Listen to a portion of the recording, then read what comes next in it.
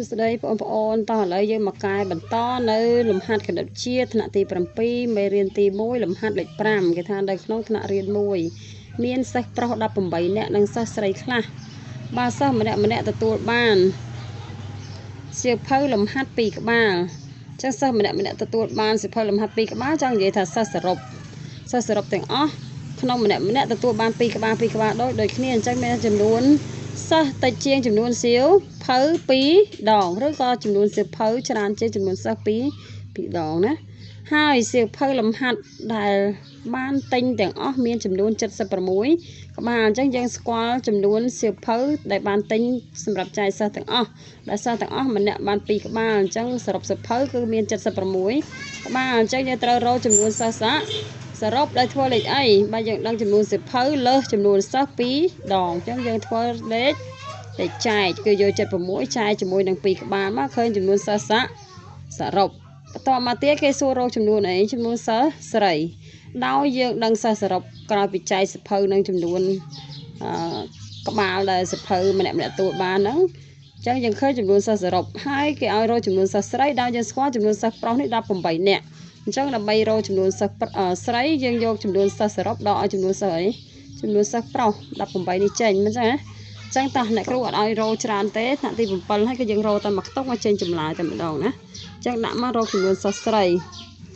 ដើម្បីរកចំនួនសិស្សស្រីរកចំនួនសៀវភៅសរុបសិនសំទោសរកចំនួនសិស្សសរុបសិនដោយស្គាល់ចំនួនសៀវភៅសរុប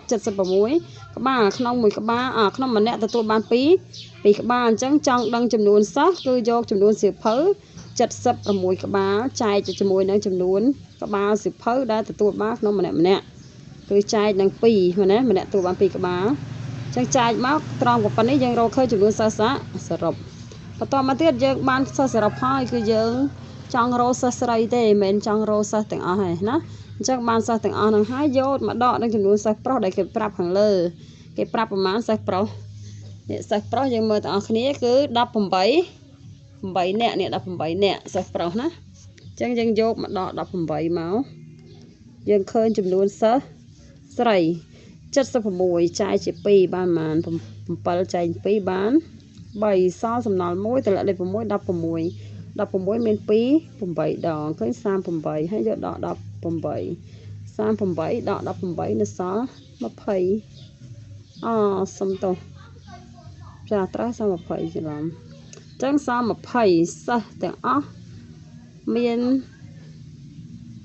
នេះ38នាក់ហើយសិស្សប្រុសមាន18នាក់អញ្ចឹងយក38ដក18សិស្សប្រុសទៅសល់20ជាសិស្សស្រីអញ្ចឹងឆ្លើយថាដូចនេះសិស្សស្រី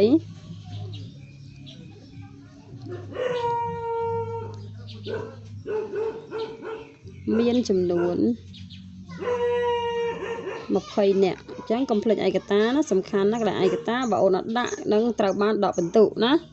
ញ្ចឹងអរគុណសម្រាប់វីដេអូខ្លីៗនេះបើបងអូនមិនយល់កន្លែងណាអាចខមមិនសួរណាហើយបើសិនជាយល់ហើយគិតថាវីដេអូមានប្រយោជន៍សម្រាប់ការសិក្សាបងប្អូនជួយ share អ្នកគ្រូផងហើយនឹងជួយ like ជួយ comment ណា comment បើសិនជាមិនយល់ comment សួរមកអរគុណ